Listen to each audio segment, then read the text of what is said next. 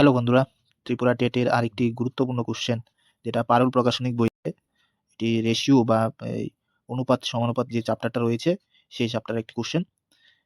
দেখতে পাচ্ছ এই কোশ্চেনটিতে কি বলেছে, যেখানে 1/x আর 1/y ইস্টু দিয়ে আছে, 1/z এর মান দেওয়া আছে, x/y/z এর মান কত সেটা আমাদের বের করতে হবে। তাহলে কিভাবে সেটা করব? এখানে যে দেখতে পাচ্ছ 1/x এর মান হচ্ছে 2 আর 1/y এর মান হবে 3। এটা আমি এখানে লিখে নিয়েছি, দেখতে পাচ্ছ। তারপর এখান থেকে আমরা x এর মানগুলো x এবং y এর মান নির্ণয় করতে পারি।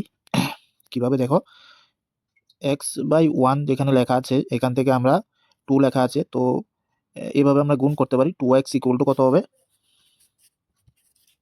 যেহেতু দুইটা উপরে আছে, 2x ইকুয়াল টু 1, x এর মান পেয়ে যাবো আমরা এখান থেকে 1/2। এরকমভাবে আমরা প্রত্যেকটির মান নির্ণয় করতে পারি। সেমভাবে y এর মানও নির্ণয় করবে, y এর মান চলে আসবে 1/3 এবং z এর মান চলে আসবে 1/5।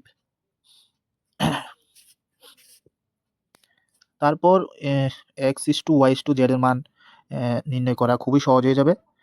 দেখো কিভাবে করছি। তারপরে আমার কাছে তাহলে x এর মান কত চলে আসবে, 1/2 ইস্টু দেব, তারপরে 1/3 ইস্টু দেব, তারপরে 1/5 ইস্টু দেব। এখন কিভাবে করব, যেহেতু আনসারগুলো সবগুলো পূর্ণ সংখ্যায় আছে কিন্তু এখানে আমাদের ফ্র্যাকশন ভ্যালু দেওয়া আছে, তার জন্য এগুলোর এলসিএম নিতে হবে। পরে যেহেতু এলসিএম 30 হয়ে যাবে, এলসিএম 30 হয়ে যাবে, যেহেতু সবগুলি মৌলিক সংখ্যা, তো 30 দিয়ে প্রত্যেকটিকে গুণ করব আমরা। 30 দিয়ে আমরা প্রত্যেকটিকে গুণ করব এগুলো। তারপর সেম 1/3 কেও 30 দিয়ে গুণ করব, 1/5 কেও আবার 30 দিয়ে গুণ করব, 30 দিয়ে গুণ করব। তাহলে দেখতে পারবে আনসার চলে আসবে। 2 দিয়ে যখন এটাকে কাটবো 15 চলে আসবে, তার মানে 15 ইস্টু 3 দিয়ে যখন 10 দেবো, 3 দিয়ে যখন 30কে কাটবো 10 চলে আসবে। সেম এটাকে যখন কাটবো 6 চলে আসবে 5 দিয়ে যখন এটাকে কাটবো।